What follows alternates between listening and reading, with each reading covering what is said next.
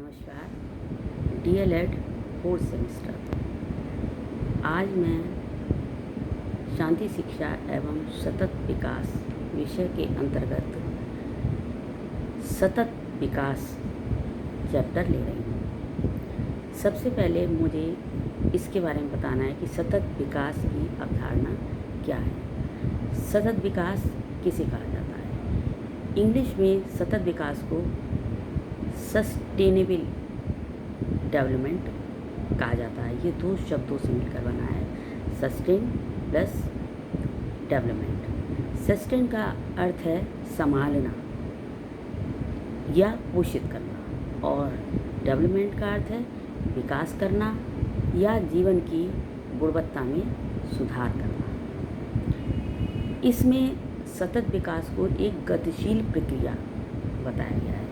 साधारण भाषा में भी हम सतत विकास को निरंतर चलने वाली प्रक्रिया के नाम से जानते हैं कि ऐसा विकास जो निरंतर चलता रहता है। जीवन में विकास की प्रक्रिया कभी भी रुकती नहीं है।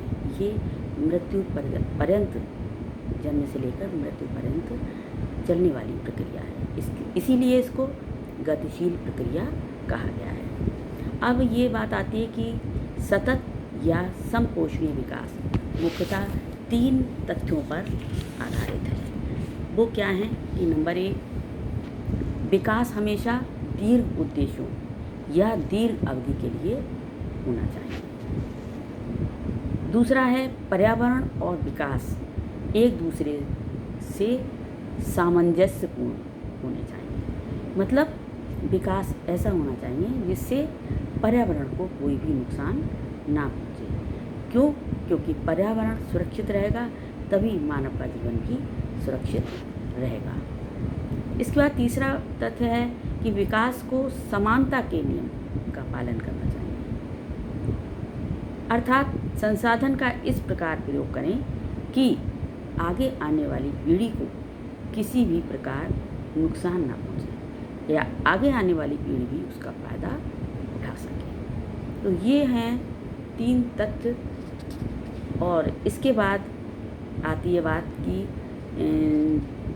सतत विकास की आवश्यकता। सतत विकास की आवश्यकता क्या है? सतत विकास वर्तमान जीवन में क्या है कि मनुष्य ने तकनीकी क्षेत्र में बहुत ज़्यादा प्रगति की है और सुख सुविधाओं के विभिन्न साधनों के उपभोग में भी वृद्धि हुई है।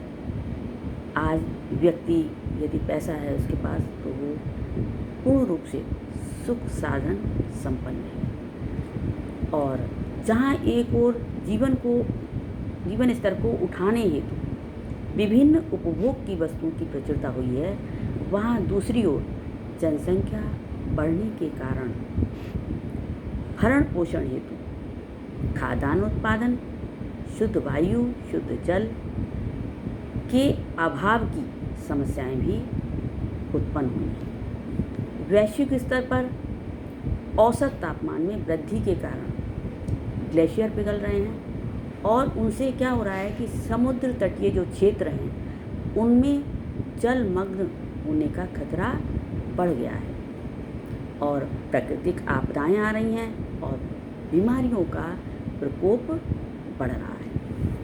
अतः ऐसी दशा में क्या करना चाहिए? ऐसी दशा में निरंतर बढ़ती हुई जनसंख्या के जीवन की गुणवत्ता को बनाए रखने के लिए उसकी मूलभूत आवश्यकताएं, रोटी, कपड़ा, मकान या शिक्षा, स्वास्थ्य, सुरक्षा, व्यक्ति का आत्मसम्मान, सभी को उपलब्ध कराना व्यक्ति के लिए आवश्यक है।